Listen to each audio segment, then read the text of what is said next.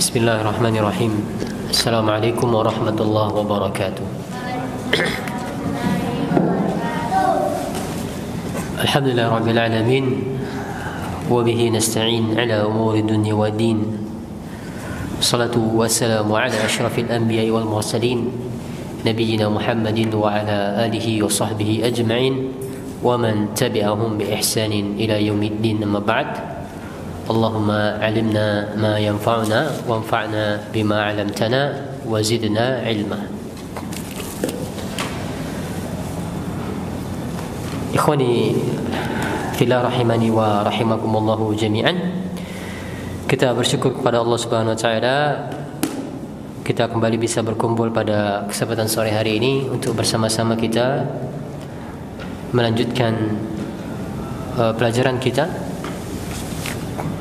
membaca kitab hadis arba'in karya Abu Unaisah Syekh Abdul Hakim bin Amir Abdad hafizahullah taala, yang mana pada kesempatan kali ini kita sampai pada hadis ke-10, sebuah hadis yang diberi judul oleh penulis dengan judul Kembalilah kepada Islam, yang diamalkan dan didakwahkan oleh Rasulullah sallallahu alaihi wasallam. Maka ya ikhwah, hadis ini salah satu hadis yang sangat agung yang semestinya banyak kita sampaikan kepada kaum muslimin di zaman ini, terkhusus dalam episode yang berulang ketika orang-orang Yahudi mereka menyerang saudara-saudara kita di Palestina. Ya, itu merupakan kejadian yang berulang. Terkhusus biasanya di bulan Ramadan mesti ada keributan di jalur Gaza. Di jalur Gaza orang-orang Yahudi menindas dan memerangi saudara-saudara kita kaum muslimin yang ada di sana. Maka kita menyaksikan bagaimana tidak berdayanya kaum muslimin yang ada di Palestina, yang ada di sekitar Palestina, atau bahkan secara umum di dunia, bagaimana kaum muslimin tidak berkuasa, tidak memiliki kekuatan untuk melawan balik atas kezaliman-kezaliman yang dilakukan oleh orang-orang Yahudi tersebut. Maka di antara hal yang bisa menjadi nasihat bagi kita semua ketika kita mendapati ada penindasan oleh orang-orang Yahudi tersebut adalah hadis ini, yang menjadi cambuk bagi kita semua dan yang menjadi cambuk bagi kaum muslimin secara umum adalah hadis ini. Ya, yang intinya saya sampaikan terlebih dahulu bahwasanya kita tidak akan dimenangkan oleh Allah Subhanahu wa taala atas musuh-musuh kita kecuali jika kita telah kembali kepada agama kita yang sesungguhnya, kepada agama yang didakwahkan oleh Nabi SAW dan diamalkan oleh beliau dan para sahabat beliau. Selama kita tidak kembali, selama kaum muslimin tidak kembali kepada agama tersebut, maka jangan harap kaum muslimin bisa menang melawan orang-orang kafir. Akan senantiasa tertindas. Maka kita baca hadisnya, diriwayatkan dari Abdullah bin Umar radhiyallahu anhuma, sehingga ada istilah al-abadilah al-arba'ah, empat orang Abdullah. Ya, 4 orang Abdullah ini adalah ulamanya para sahabat dan juga 4 orang Abdullah yang paling banyak meriwayatkan hadis. Ada 4 orang Abdullah yang dinamai dengan Abadilah al-Arba'ah. Reza, ada buku di belakang. Maka ada 4 orang Abdullah, siapa saja? Ada yang tahu? Menyebutkan yang pertama di sini, Abdullah bin Umar. Ini Abdullah yang pertama. Yang kedua, Abdullah bin Mas'ud, termasuk yang senior. Ya, memang saya pernah membaca sebagiannya berpendapat Abdullah bin Mas'ud, namun yang lebih tepat Abdullah bin Mas'ud tidak termasuk, karena dia termasuk sahabat yang senior. Abdullah yang 4 ini adalah sahabat-sahabat yang junior, karena juniornya mereka kemudian hidupnya lama, kemudian banyak meriwayatkan hadis dan menjadi ulama. Abdullah bin Umar. Siapa lagi yang sepantaran dengan Abdullah bin Umar? Abdullah bin Abbas. Abdullah yang ketiga Abdullah bin Zubair. Kemudian yang keempat Abdullah bin Amr bin As, ya, anaknya Amr bin Al-As. Maka ini 4 orang Abdullah yang dikenal dengan istilah Al-Abadilah Al-Arba'ah. Abdullah yang 4 yang paling banyak meriwayatkan hadis. Nah, maka di sini diriwayatkan oleh Abdullah bin Umar radhiyallahu anhuma, anaknya Umar bin Khattab, kata Abdullah, "Sami'tu Rasulullah sallallahu alaihi wasallam yaqul." Aku mendengar Rasulullah sallallahu alaihi wasallam bersabda, "Iza tabaya'tum bil 'inah." Apabila kamu telah berjual beli dengan cara 'inah. Ya, kita baca terlebih dahulu sampai habis, baru kita jelaskan satu persatu. Jika kalian telah ridho dengan jual beli atau telah berjual beli dengan jual beli 'inah, wa akhadtum aznabal baqar, dan kalian telah mengambil ekor-ekor sapi atau memegang ekor-ekor sapi. Kemudian yang ketiga, waraditum bizar', kalian telah ridho dengan cocok tanam, ya, dengan pertanian. Wa taraktumul jihad, lalu yang keempat, kalian meninggalkan jihad. Sallallahu alaikum dhullah. Jika terpenuhi 4 ini, kata Allah, kata Nabi SAW, Allah akan menimpakan kepada kalian kehinaan. Ya, Allah hinakan kalian. La yanzi'uhu, Allah tidak akan mencabut kehinaan tersebut hatta tarji'u ila dinikum, sampai kalian kembali kepada agama kalian. Sahih li ghairihi, hadis ini adalah hadis sahih li ghairihi, diriwayatkan oleh Imam Abu Daud, Imam Ahmad, Imam At-Tabarani dalam kitab Al-Mu'jam Al-Kabir, dan diriwayatkan oleh Abu Nuaim dalam kitabnya Al-Hilyah. Maka ada 4 di sana, kata Nabi SAW, yang menyebabkan hinanya kaum muslimin.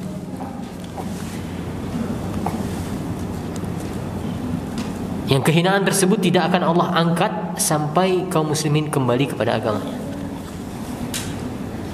Maka kita lihat satu persatu.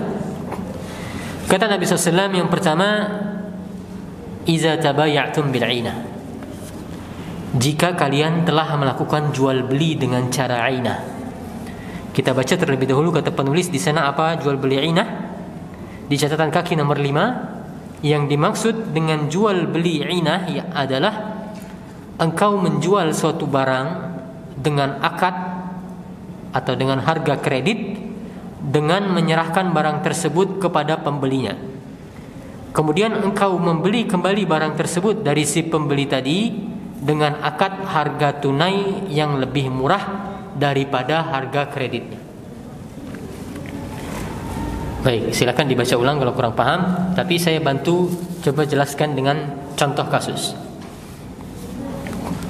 Ya, jual beli 'inah ini jual beli yang haram dalam Islam, tidak boleh.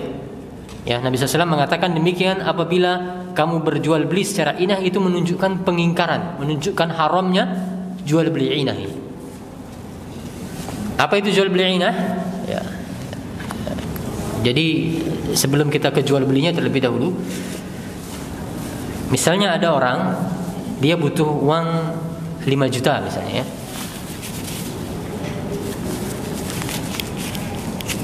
Dia butuh uang 5 juta. Lalu dia ingin meminjam kepada si A, butuh uang 5 juta. A butuh uang 5 juta, ingin meminjam kepada si B. Kata si B, saya pinjamkan kamu 5 juta, pembayarannya boleh 5 bulan lagi misalnya, tapi kembalikan 7,5 juta misalnya. Atau boleh diangsur setiap bulan 1,5 juta, 1,5 juta selama 5 bulan. Ujung-ujungnya sama 7,5 juta. Ini kasusnya bukan jual beli terlebih dahulu. Utang seperti ini boleh atau tidak? Tidak boleh. Kenapa? Karena riba statusnya. Ya, prinsipnya dalam agama kita, kullu qardin setiap hutang yang dia menghasilkan keuntungan atau menghasilkan manfaat fahuwa riba, maka dia termasuk dalam riba. Ya. Hutang yang menghasilkan keuntungan bagi si pemberi hutang, maka dia termasuk riba. Apapun manfaatnya, tidak harus dalam bentuk uang. Ya. Bahkan dalam hadis disebutkan orang memberikan hutang, si B memberikan hutang kepada si A, lalu si A ini menawarkan tebengan kendaraan, maka si B ini tidak boleh naik ke kendaraan si A, karena itu termasuk manfaat yang dia dapatkan dari si A, sedangkan dia statusnya si pemberi hutang. Ya, si B yang memberi hutang, si A yang berhutang. Maka seperti ini kita tidak berdalam-dalam, tapi ini clear, ini adalah riba. Ya, orang pinjam 5 juta, dikembalikan 7,5 juta, entah nanti kontan 5 bulan lagi atau dia bayar secara kredit, dia angsur 1,5 juta, 1,5 juta sampai 5 kali, ini statusnya riba. Nah, ada orang-orang yang kemudian dia mengakali cara seperti ini karena tidak boleh jual beli, pinjaman yang menghasilkan keuntungan seperti ini tidak diperbolehkan. Bagaimana kalau kita lakukan jual beli saja? Mereka mengakali aturan riba seperti ini. Jadi apa yang terjadi? Tadi si A butuh uang 5 juta. Ya. Si B yang meminjami tadi. Kata si B, ya sudah, caranya seperti ini saja. Saya jual HP saya ke kamu 7,5 juta. Oke? Bayarnya nanti saja. 5 bulan lagi bayar ke saya 7,5 juta. Oke, paham sampai situ? Ya, si B memberikan HP-nya kepada si A, menjual HP-nya kepada si A. Saya jual ini 7,5 juta. Silakan kamu bayar 5 bulan lagi. Sudah terjadi jual beli, berpindah status kepemilikan HP. Meskipun ini masih hutang statusnya. Nah, lalu setelah terjadi kepemilikan HP, si B dia membeli HP ini lagi dengan harga 5 juta. Dia beli 5 juta, artinya dia bayar kontan. Artinya HP dia dapatkan kembali. Si A dapat uang 5 juta, tapi dia punya hutang ke si B berapa? 7,5 juta. Nah, ini namanya al-hilah, itu akal-akalan. Lakukan jual beli yang pada hakikatnya serupa dengan riba. Paham? Tidak perlu saya berikan contoh lain ya. Jadi dia jual, dia beli lagi dengan harga lebih murah, supaya ya dia nanti dapat keuntungan, ya kan? Ada selisih 2,5 juta tadi. Si A dapat uang, tapi dia memiliki kewajiban untuk membayar HP tadi 7,5 juta. Dia dapat uangnya 5 juta secara kontan. Maka ini jual beli inah itu yang dilarang di dalam agama kita. Nah, sekarang pertanyaannya, kalau misalnya si A butuh uang, oke, dia butuh uang 5 juta. Dia tahu si B ini buka kredit, ya boleh kredit. Maka dia beli HP dengan harga 7,5 juta dari si B, kredit. Oke, dia beli kredit. Lalu si A ini menjual kepada orang lain ke si C, dijual dengan harga 5 juta misalnya. Seperti ini boleh atau tidak? Boleh atau tidak? Boleh yang lain? Maka jawabannya boleh. Ya, karena ini bukan akal-akalan. Ya, dan tidak ada unsur kemiripan dengan riba di sana. Boleh, ini namanya akad tawarruk namanya, ya. Jadi boleh aja orang, dia kalau mau punya modal, misalnya dia ingin butuh mendesak, dia cari misalnya kredit apa, kredit yang tidak mengandung riba tentunya. Dia kredit barang tertentu, lalu barang tersebut langsung dia jual kepada orang lain, bukan kepada si penjual tadi tentunya. Maka seperti ini diperbolehkan. Ya, dia langsung punya uang cash ketika itu. Misalnya ingin dia jadikan modal, dia putar, lalu dia kembalikan kepada dia bayar kreditnya itu nanti dalam bulan-bulan berikutnya.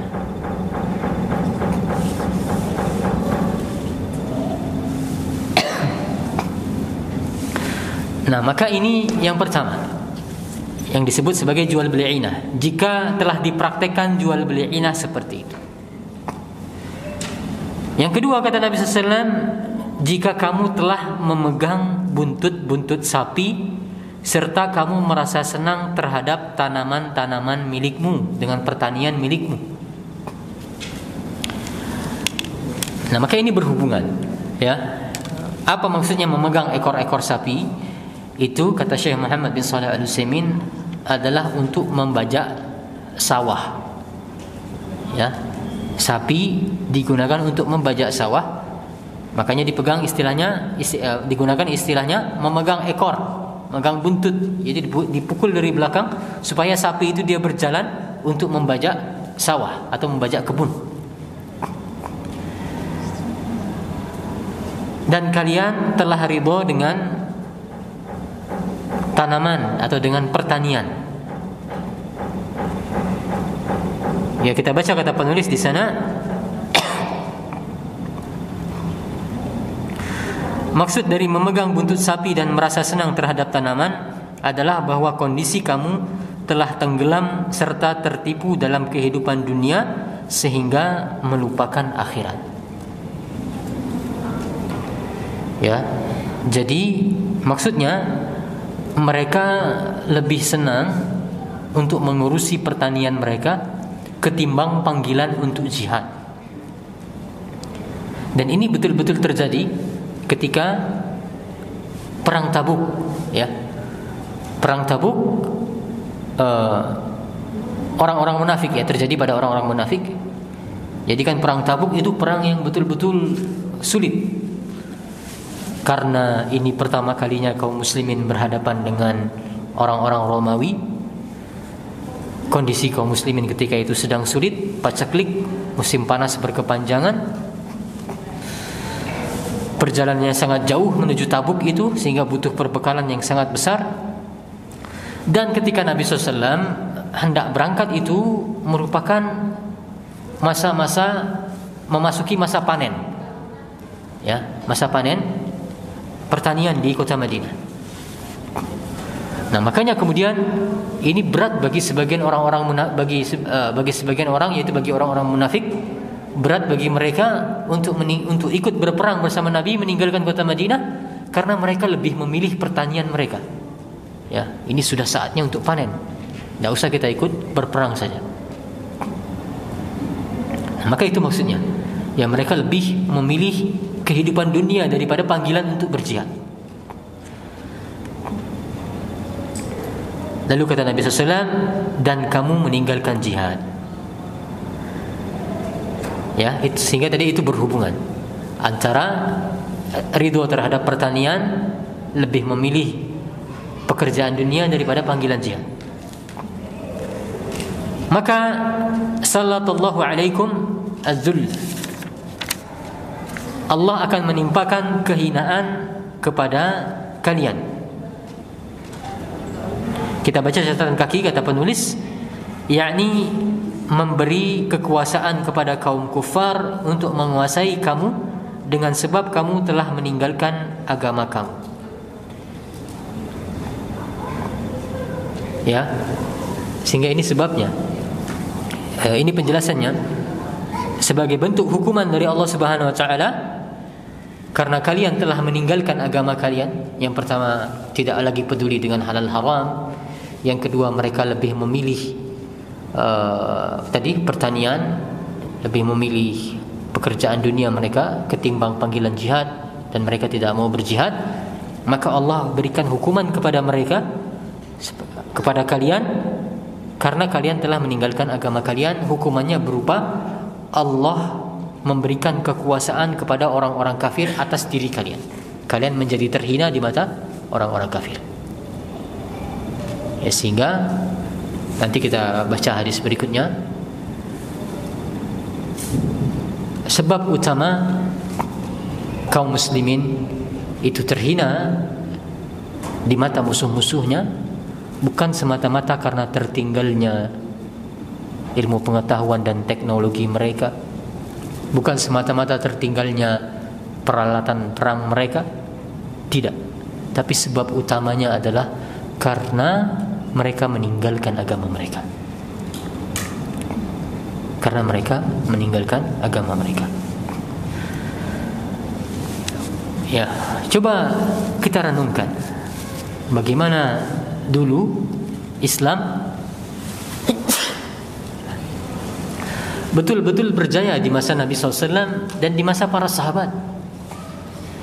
Padahal diistilahkan oleh orang-orang dulu itu, mereka ini adalah orang-orang gurun yang tidak tahu apa-apa, ya, tidak punya teknologi berperang, tidak punya ilmu pengetahuan dunia semaju orang-orang Romawi, orang-orang Persia, tapi mereka dengan gagah berani menginjak-injak orang-orang kafir ketika itu, yaitu orang-orang Persia dan orang-orang Romawi. Takluk di hadapan kaum muslimin yang merupakan orang-orang gurun ini, istilah mereka.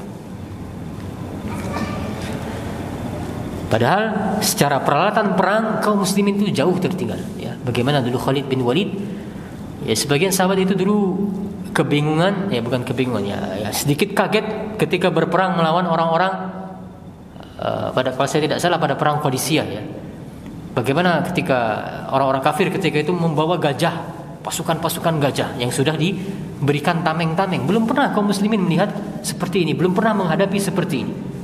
Sudah maju teknologi mereka. Lalu juga di zamannya Umar bin Khattab, mereka mendapati ada alat-alat perang tertentu, ya. Di apa namanya itu, ada istilahnya bahasa Arab yang semacam ketapel raksasa untuk menembakkan batu itu. Nah, maka teknologi-teknologi seperti ini tidak dimiliki oleh kaum muslimin. Kaum muslimin pun baru melihat ketika itu. Kalah secara perlengkapan perang dan teknologi perang itu secara zahirnya kalah. Namun mereka tetap berhasil mendapatkan kemenangan yang gemilang ketika menghadapi musuh-musuh mereka tersebut. Ya, bahkan, ya, perlu kita ketahui, kalau di zaman sekarang kan kondisinya tadi, ya, sebagaimana kata Nabi SAW, ya, dihinakan kita ini di mata orang-orang kafir itu. Kita tidak memiliki daya upaya ketika saudara-saudara kita di Palestina diserang oleh orang-orang Yahudi. Apa yang bisa dilakukan oleh negara-negara kaum muslimin? Tidak ada upaya-upaya yang berarti. Namun lihat di zaman dulu, di zaman Rasulullah SAW, perlu kita ketahui Rasulullah SAW itu kalau mau berperang itu dalam jarak 1 bulan perjalanan, orang-orang kafir itu sudah merasa takut, ya, sudah hati mereka itu bergoncang dan takut berhadapan dengan kaum muslimin. Padahal jaraknya masih 1 bulan perjalanan. Dan bagaimana Allah kemudian memberikan kekuatan dan kekuasaan itu kepada orang-orang yang betul-betul menjalankan agamanya dan menegakkan agamanya secara sungguh-sungguh. Ya, sebagaimana disebutkan dalam sebuah hadis dari Jabir bin Abdullah. Kata Jabir bin Abdullah, Nabi SAW bersabda, "U'titu khamsan lam yu'tahunna ahadun minal anbiya qabli." Kata Nabi SAW, aku diberi 5 perkara yang tidak pernah diberikan kepada salah seorang nabi pun sebelumku. Ya, 5 ini hanya diberikan kepada Nabi SAW. Apa saja salah satunya? Kata Nabi SAW, "Nusirtu birra'bi masiratan syahr." Aku diberi pertolongan oleh Allah Subhanahu wa taala. Musuh-musuhku itu merasa takut ketika berhadapan denganku, padahal jaraknya masih 1 bulan perjalanan. Dan bagaimana kemudian Allah betul-betul menolong nabinya dan para sahabatnya, ya, ketika mau berperang itu 1 bulan perjalanan mereka sudah merasa takut untuk berhadapan dengan kaum muslimin. Ya, maka sekali lagi ini menunjukkan bukanlah yang utama itu yang memenangkan kaum muslimin atas musuh-musuhnya itu kemajuan teknologinya, kemajuan ilmu pengetahuan dalam hal berperangnya, tidak.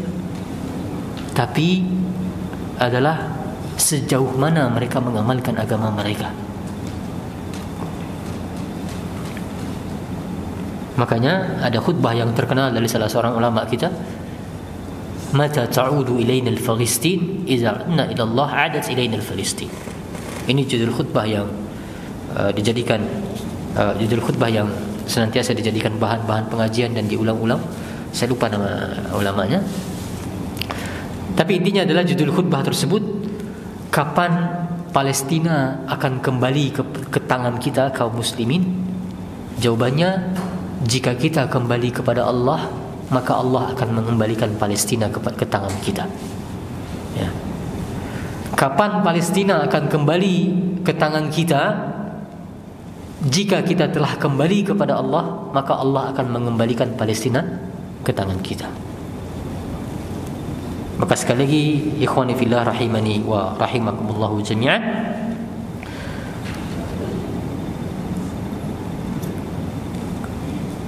jika kita tidak kembali kepada agama kita dan meninggalkan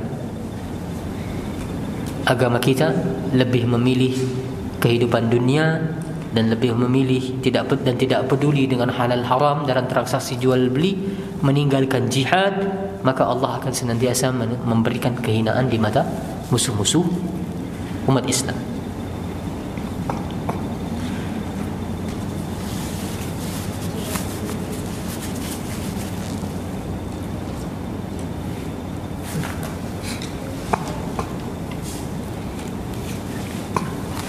Dan di sana tadi disebutkan kalian meninggalkan jihad, ya. Apa maksud meninggalkan jihad? Kata Syekh Muhammad bin Shalih Al-Utsaimin adalah, maksud meninggalkan jihad adalah lebih atau ingin hidup selama-lamanya di dunia ini. Ya, ini sebagian kita, ya, berangan-angan kalau seandainya hidup di dunia ini selama-lamanya, karena hati itu betul-betul sudah disibukkan oleh dunia dan merasa senang dengan kenikmatan-kenikmatan dunia, maka berangan-angan ingin hidup selama-lamanya di dunia. Dan ini adalah ciri khasnya orang-orang kafir, ya. Sebagaimana Allah sebutkan, bal tu'siruna al-hayata ad-dunya. Kalian itu lebih memilih kehidupan dunia daripada akhirat, padahal akhirat itu lebih kekal dan lebih baik dan lebih kekal. Makanya di awal-awal dakwah Nabi SAW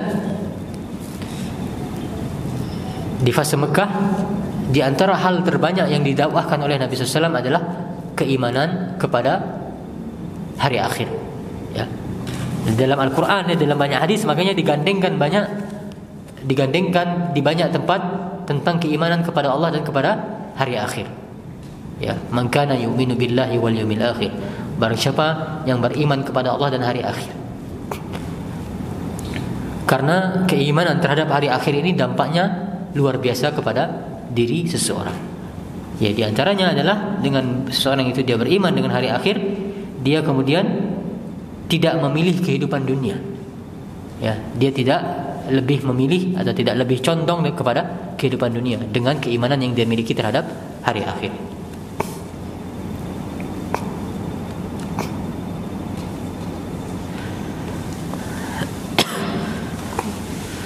Dan yang namanya jihad itu merupakan salah satu syariat teragung di dalam agama kita, salah satu pokok di dalam agama kita, dan akan tetap ada sampai hari kiamat nanti. Ya, tidak seperti apa yang dikatakan oleh sebagian orang-orang liberal di zaman ini atau oleh orang-orang sekuler, ya, untuk apa jihad, hanya mati konyol saja.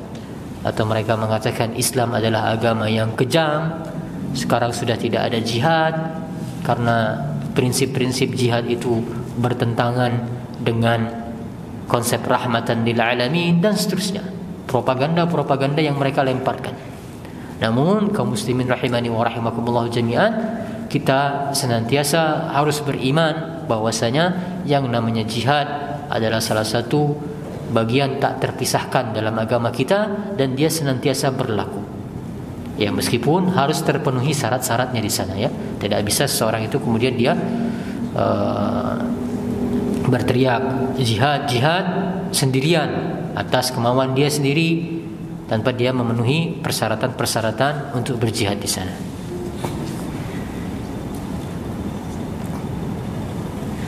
Ya, di catatan kaki nomor 8 kita baca kata penulis, maksud dari kalimat Nabi atau hadis Nabi, sampai kamu kembali kepada agamamu, yaitu kembali kepada Islam yang dibawa, diajarkan, diamalkan dan didakwahkan oleh Rasulullah SAW secara kafah, yaitu secara menyeluruh. Ya, tidak Islam yang dibawa, diajarkan, diamalkan dan didakwahkan oleh orang-orang belakangan. Bukan Islam liberal, bukan Islam sekuler, bukan Islam Nusantara, tapi Islam yang dibawa, diajarkan, diamalkan dan didakwahkan oleh Rasulullah SAW. Kembali kepada Islam yang itu. Kalau kembalinya kepada Islam yang lain, maka tetap senantiasa kehinaan itu akan diliputi kepada atau akan diliputkan kepada kaum muslimin. Kemudian sedikit faedah tambahan di sana, tadi kita baca takhrijnya. Hadis ini sahih li ghairihi. Ya, sudah kita singgung sebelumnya tentang hasan li ghairihi. Namun sekarang sahih li ghairihi. Jadi istilah li ghairihi itu maksudnya disebabkan oleh hadis yang lainnya.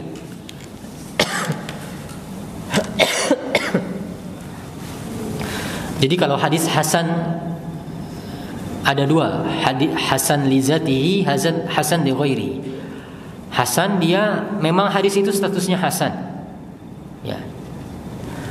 Ada lagi hasan li ghairihi. Pada asalnya hadis itu dia hadisnya dhaif, hadisnya lemah. Namun karena dia banyak jalur, karena sebab-sebab tertentu disebabkan ada hadis lainnya yang hasan, maka statusnya naik menjadi hasan li ghairihi. Padahal asalnya dia lemah.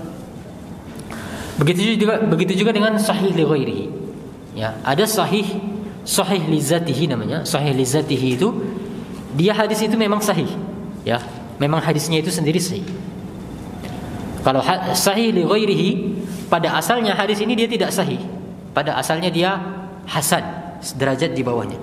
Namun karena banyak jalur-jalur yang lainnya yang saling menguatkan, statusnya dia menjadi naik. Ya, naiknya ini makanya disebutkan sebagai statusnya sahih li ghairihi. Wallahu a'lam, itu yang bisa saya coba tambahkan faedahnya pada kesempatan kali ini. Kita dengarkan azan terlebih dahulu. Kalau ada pertanyaan silakan diajukan melalui kertas. Insyaallah kita jawab pada sesi setelah azan. Wassallallahu ala nabiyina Muhammad wa ala alihi washabihi wasallam.